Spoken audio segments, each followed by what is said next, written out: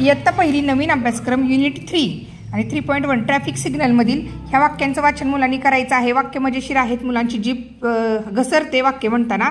आपण व्यवस्थित घेऊयात। Listen and say. Listen and say. She sells sea shells.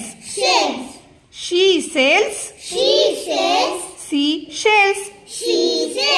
Funny frogs flip fast। funny frogs flip fast। tough tigers take turns। tough tigers take turns। clever cats climb carefully। clever cats climb carefully। बाळांनो, ह्या वाक्य वाचनाचा सराव करा।